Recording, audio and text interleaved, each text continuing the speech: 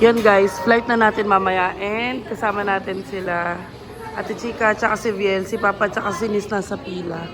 Dito tayo sa Mang Inasal. Cravings muna tayo. Viel.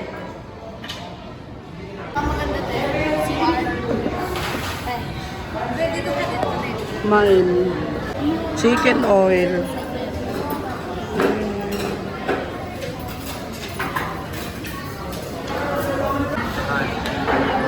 Masay. Kasi Kaya na. Bien, say hi. Second round.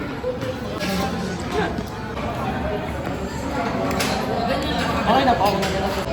Sarap. Yan na, tapos na magmang inasal. Ang bilis.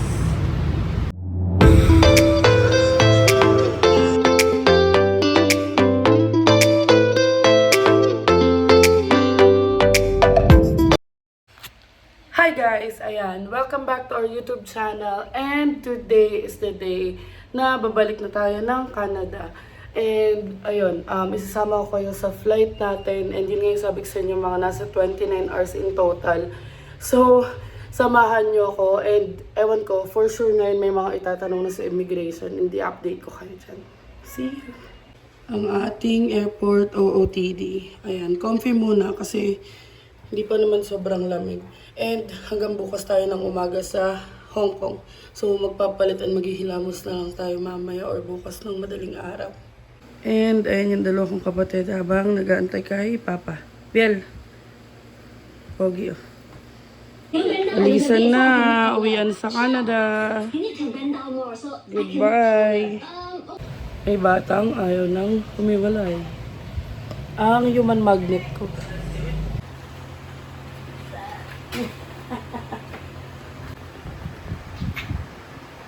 Yung baby. Ayaw mo wala ng baby. Dalawang kamay pa. Nako. Ayaw umalis ng baby. Going to the airport. Ingat-ingatin ko. Alex, may 100 ka pa sa Gcash.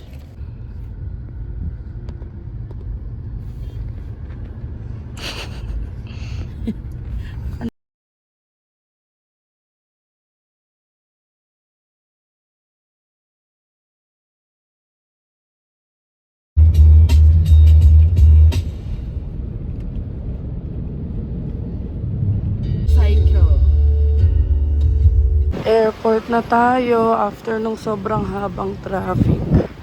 Ayun si Denise, hindi nyo kita, kumuha ng card. Yan na, si Denise ang kumuha ng card. Layo pa ng pinagkuhanan yan. Dalawa eh, kaya mo ba? Bye-bye! Bye! Biel, Nis! Bye-bye! Bye-bye! Bye! Yan na, airport na tayo. So, ayan, nakapasok na tayo. And hanapin ko lang yung booth ng Cathay Pacific. Uy, grabe. Thank you, Lord. Wala masyadong tao. Kasi halos late na eh. Past 5 p.m. na. So, thank you, Lord talaga. Walang tao. So, ayun guys. Tapos na tayo sa check-in. And ayun yung Cathay Pacific. Kita nyo naman, walang pila. And sobrang bait nung staff. Kasi over yung baggage ko. Pero, alam mo yun, parang wala lang nangyari. Ganun. Parang sabi niya lang, i-weigh daw niya yung hand carry ko. Tapos pagka-weigh is 8.8. So, kinakabahan na ako. Tapos, wala, parang pinatanggal niya lang. Parang wala, tapos sabi niya sa akin, immigration ka naman. So, ayun. Papunta na tayo ng immigration ngayon. Let's go. Sana walang hassle dito sa PH Immigration. Yan. Sa glass wall daw. Let's go. So, ayan na yung bibunuin natin. Mahaba-habang pila. Let's go.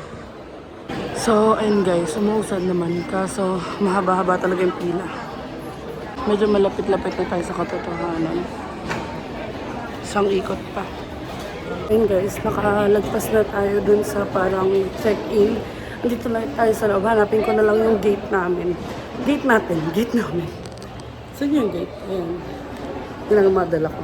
So, ayan, since nakapasok na tayo, ang hinahanap ko na lang ay washroom at Starbucks. Ayoko niyang Seattle's best. Target unlock. Nakita ko na yung Starbucks. Let's go. So, ayan. Goal unlock tayo. Bumili ako ng white chocolate mocha ko, tsaka cheesedilla. Grabe, pawis na pawis yan. Super pawis na. Haggard na.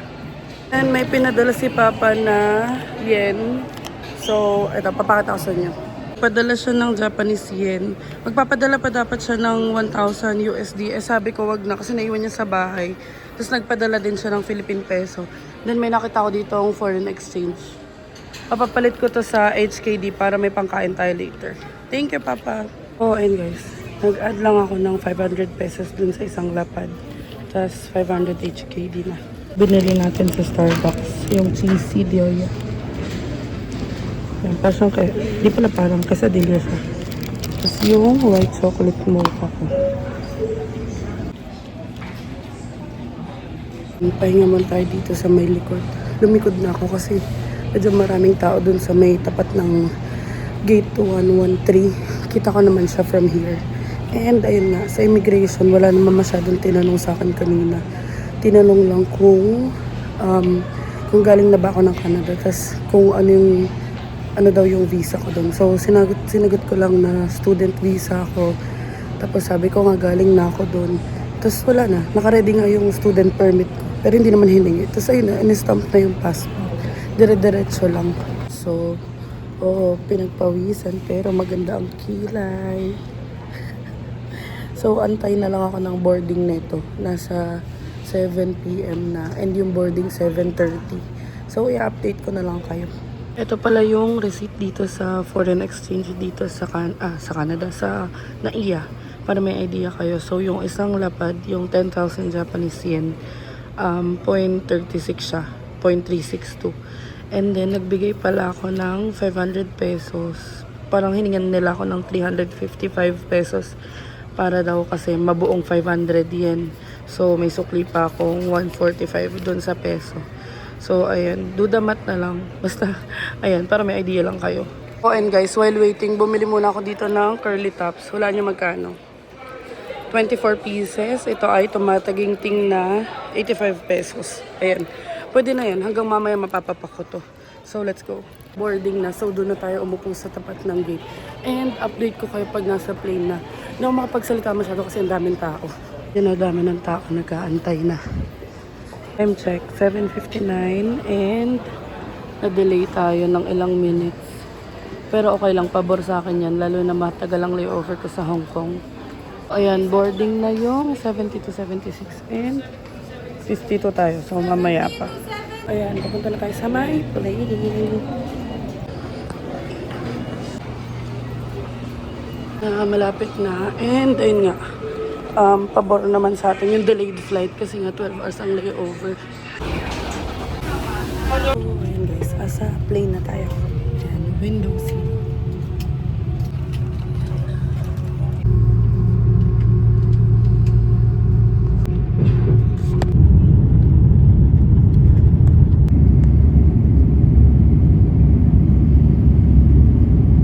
Ito ang ating first meal. Check natin kung ano to. Pero mabango eh. Pork yata or beef. Hindi ko lang sure kung ano to. Ayan. Pork yata to. Let's eat. So check that you have all your personal belongings before leaving. For passengers with connecting. Ayan na. Bababa na ng plane. So, ayun guys. Andito na tayo sa Hong Kong.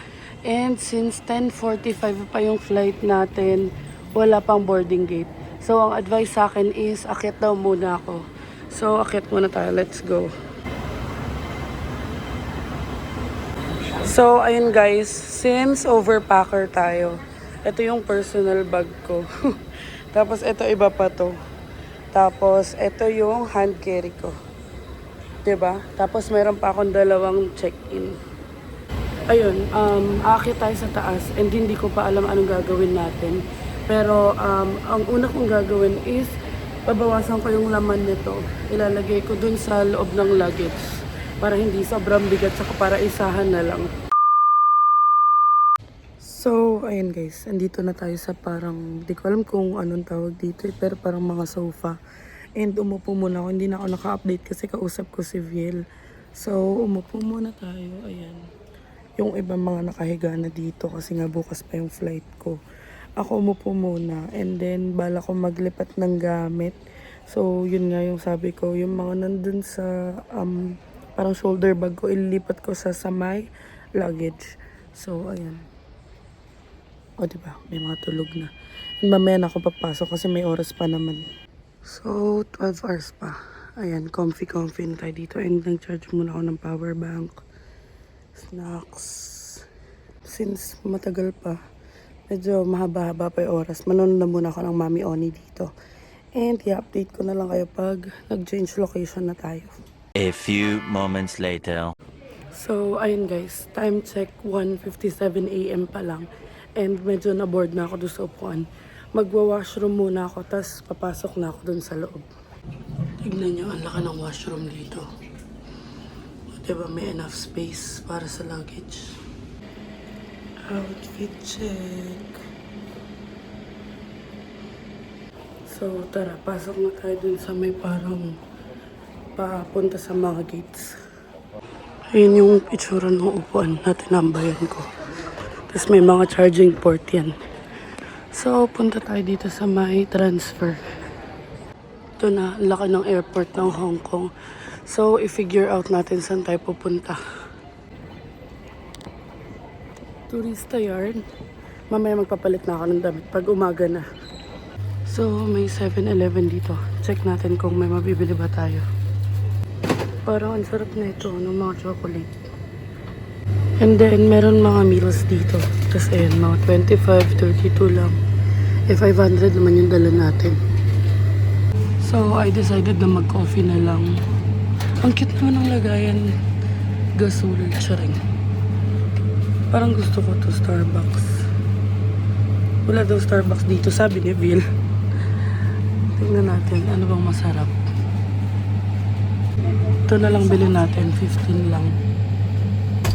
Yung Starbucks kasi 28 Ito na lang. So, ayun, nakabili na tayo and hindi pantay-pantay yung pera nila. Hindi ko lang bakit. Tapos ang cute ng coins nila, kulot. Ayun, kulot. So, ayun.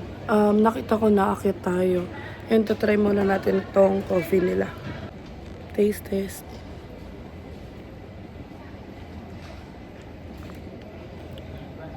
Walang lasa. Ayun.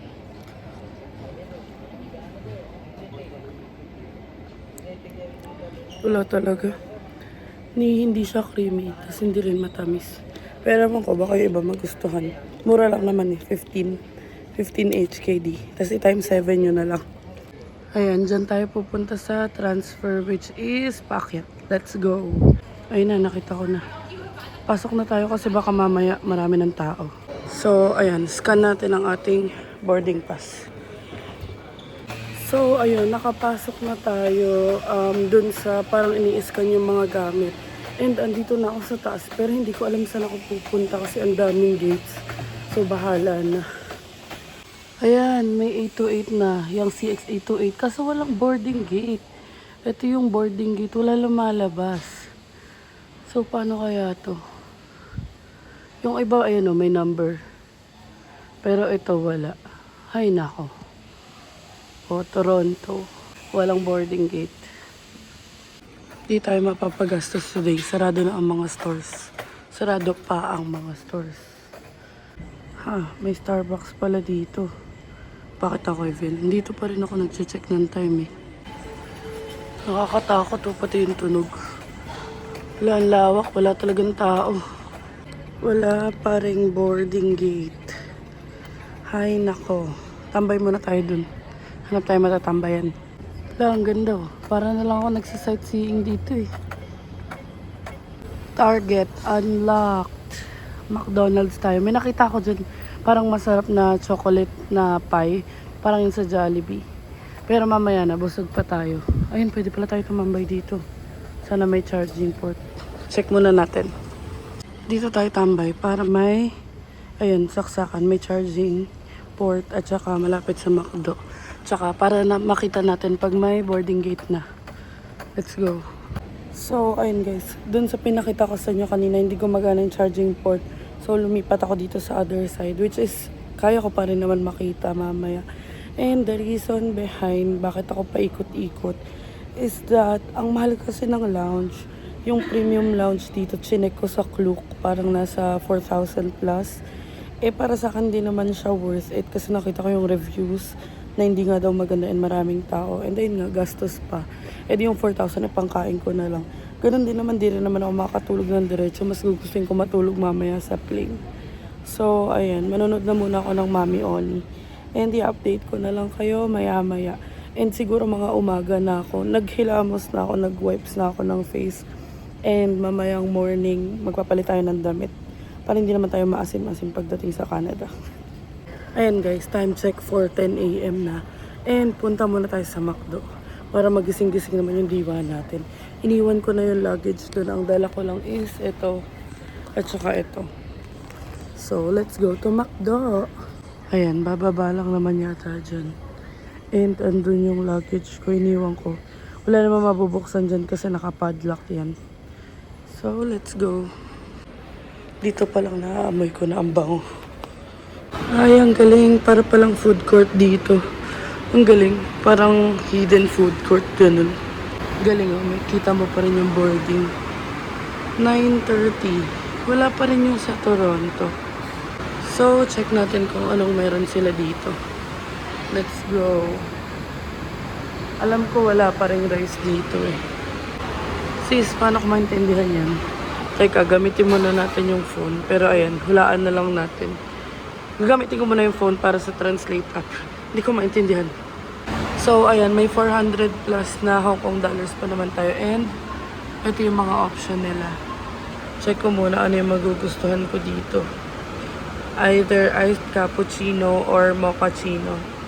Or cappuccino. Check muna natin. Update ko kayo kung ano yung mabibili natin. Tignan nyo sa McDo dito, may parang sopas. Ayan. Iba-iba kasi yung menu nila per country. So, ayan. Pinapakita ko lang sa inyo. Amazing lang.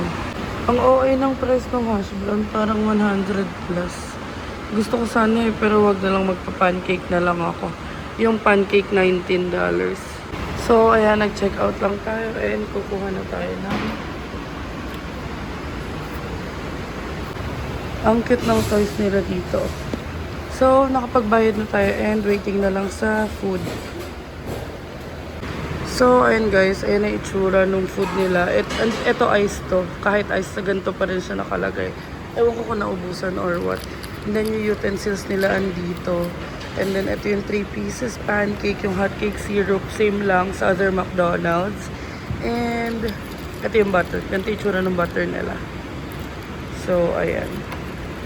Let's eat. So, ayan, kain na tayo. And try natin yung pancake nila. And ito, ang cute. Yung picture ng utensils nila. And then may kasamang grape jam. Siguro pag pancake to. Tapos meron din kasamang salt and then pepper. Nasa isang lagayan siya. Buti na lang dala ko yung monopod ko. And, ayan, kita niya ba? Siyempre hindi. So, ayan yung food ko. And, kakain na tayo.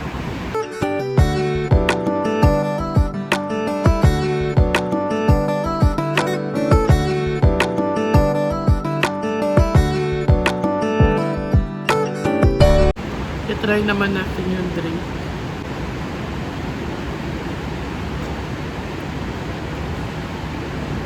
Walang lasa. Iced cappuccino na to pero walang lasa.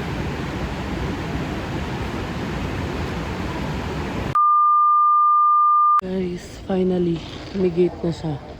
Yung number 2 pa Toronto yan. 5:49 AM na and lumiliwanag na guys. Ayan guys, nakapagpalit na tayo ng damit and 5:49 AM na. And yun nga yung sabi ko, nakita ko na yung gate natin. So sa gate 2 tayo. And currently nasa gate 10 tayo. So for the walk na tayo sa gate 2 para mamaya hindi nangarag. Although maaga pa naman. Pero punta na tayo sa gate natin. No, gate 10. Gate 11. So malayo-layo pa yung gate 2 for sure. Hilamos na rin ako and nagpunas kasi may dala naman akong wipes. So, ayan, napagpalitan tayo ng damit. And nailagay ko na sa luggage yung mga pinagpalitan nating damit para maayos. 1 to 4 pakanan.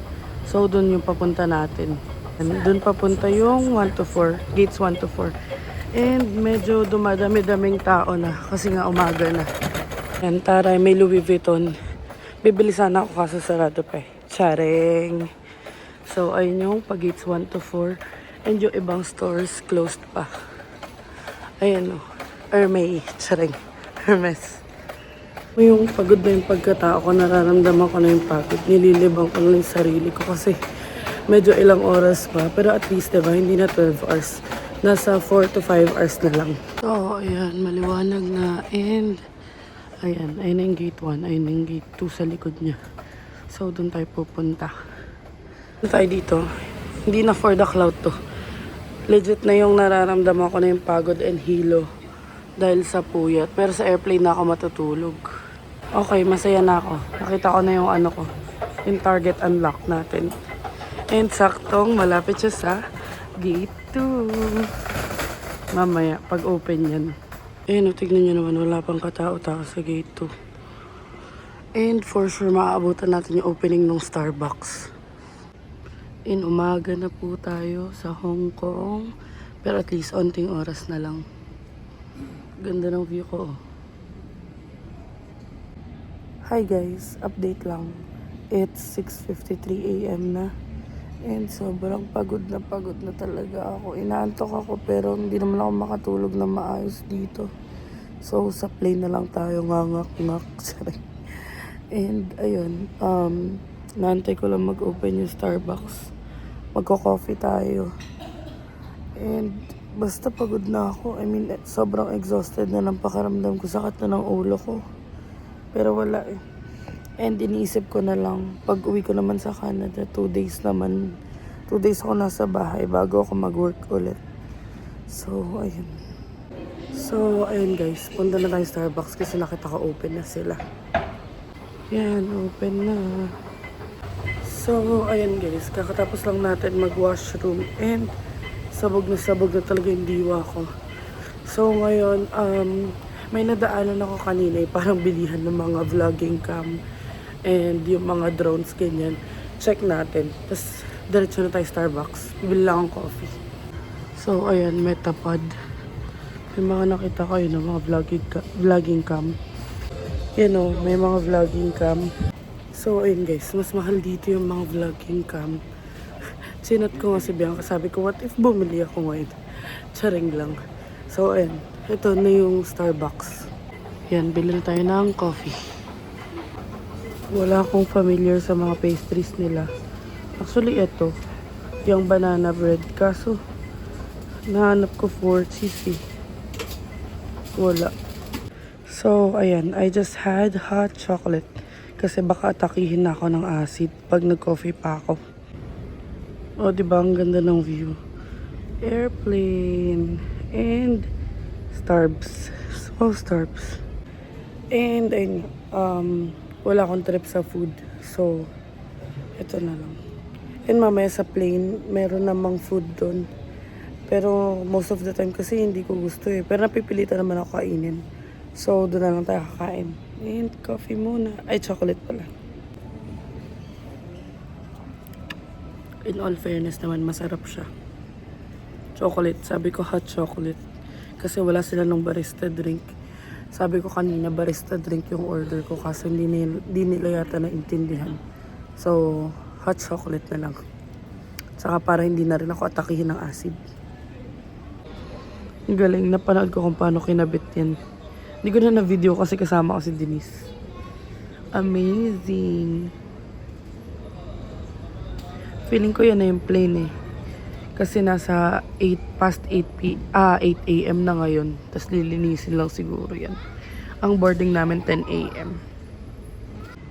8:36 a.m. And sabog na tayo. Pero onting hours na lang naman. So, ayan guys. Ayan na yung flight natin. And waiting na lang tayo ng boarding. 10:04 na and galing akong washroom and boarding na yata. Kasi parang may pila na eh. Ayan, nakatayo na sila. So, ayan, boarding na and mahaba yung pila. Ayun, paikot. Hanggang doon. So, mamaya na ako tatayo. Pag maunti na lang yung pila. Ganon din naman eh. So, ayan guys. Yung seat natin is aisle seat. Yung kanina from Manila. Kapag mga short flights lang, pinipili ko window seat. Pero pag malayo, aisle seat. Kasi ma-washroom ako eh. So, para madali. So, ayan. Papunta na tayo sa plane. And 12 hours na tayong gising. So, hopefully, tulog lang tayo sa plane para naka-recharge tayo pagdating sa Canada.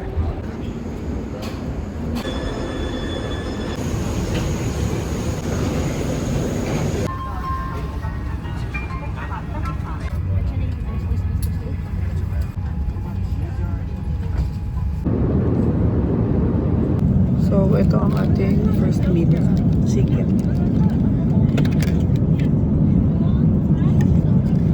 And may paganto sila. Should I try? So, hindi ako kumakain ng fruits. Tapos, itong rice, hindi ko siya naubos. And then, meron tayong ice cream. Pero hindi rin ako kumakain yun eh. So, humingi na lang ako ng extra na bread. And, binigyan naman ako. So, ayan, almost 7 hours pa. And, nagsiserve na sila ng food. Chicken ulit tayo para safe lang. Ayan. Pero potato yata yung kasama. Tapos ito yogurt yata, tas fruits. So, hindi ko masyado nauubos yung food nila. Kaya humingi na lang ako ng isa pang extra na bread.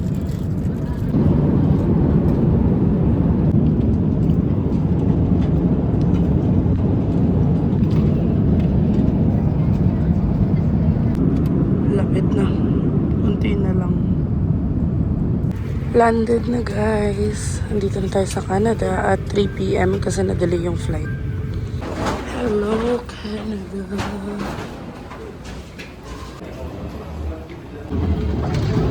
So ayun guys, sa Canada na tayo and ramdam ko na nasa Canada na tayo kasi dun sa may malamig na. And kukunin na lang natin yung mga luggage natin. Si Bianca, na-chat ko na siya kasi nung pag-landing ko dito. Since may SIM card na nga ako. So, chinat ko siya agad. And nasa baba na rin daw siya, waiting na lang siya. So, ayun. Nilike zone ko lang si Bianca kasi naiinis ako, sabi ko sa kanya, hindi ka nakapag-vlog, no? Kasi di ba nga susunduin niya ako. Pag ganyan, kailangan ko pa sasabihan na mag-vlog. Ayan, yung kagaya niyan, hindi ko siya nasabihan. So, walang vlog. Walang vlog on her side. Pero carry lang, itong update na lang sa akin yung i-upload natin. Also, i-update ko kayo kung ano yung mga tanong, if ever meron man sa immigration dito sa Canada. So, ayan ang first step. Magsascan muna ng passport. So, ayan, declaration muna. Tapos magpe-print. Ang lawak ng airport, nakakapagod. So, umakyat tayo, tapos ngayon bababa na naman tayo. So, ayun guys, hindi na ako dumaan sa immigration. Well, pumila ako, pero dun sa parang tinanong lang kung may study permit na daw ako. Then, ayun, pinadiretso na ako. Sabi ko, meron naman. Eto, dito na tayo sa baggage claim. Teka lang, nakita ko na yung bag ko. So, nakuha ko na isang bag na malaki. Tapos ayun yung hand carry ko. Dito daw yung mga boxes. Antayin na lang natin yung isang balikbayan box. So, dito daw lalabas yung bag. Ayun, oversized baggage. Yun sa akin dito lumabas yung isang maleta. Kahit heavy lang siya. Pero yung isa dito.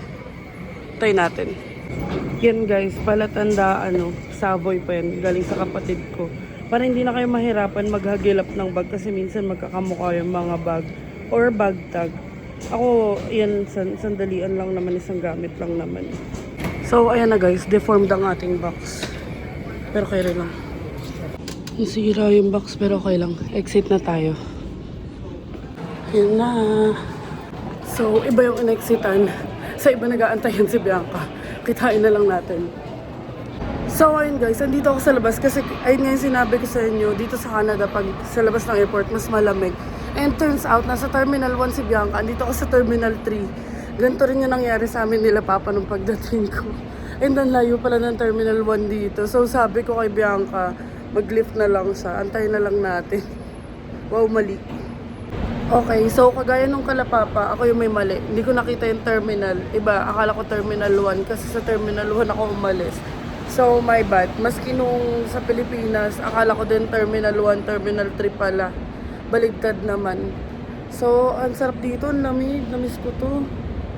Tingnan nyo yung box. Well, mali ko rin naman kasi hindi ko siya pinuno ng masyado kasi tinitimbang ko nga yan. Pero ayan, tinape ko lang siya maigi. So, lesson learned, itape nyo lang maigi para hindi lalabas yung mga laman. Ayan o, hindi yan punong-puno eh. May hangin pa yun. Sabi nga rin ng kapatid ko ni Denise eh, bakit daw di ko pinuno. Andyan na daw si Bianca, puntahan natin. Saan na kaya yun? Yun. May dala pa to. Ayos ah. May dala ko bulaklak ah. Thank you. May pabulaklak. So, ayan. Pauwi na kami. Sa susunod na punta ko dyan for good na sa Pinas. Kasi susunduin na sila Papa.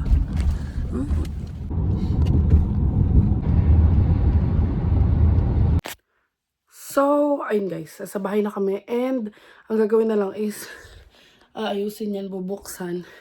Tapos, papalit akong damit, pahinga muna.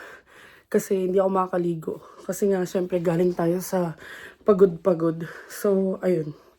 So, makalat pa kasi hindi pa namin naayos yung gamit. And, nagpa-deliver si Bianca, tag-isa kami. Gutom yarn. Gutom ako, hindi ako man kanina eh.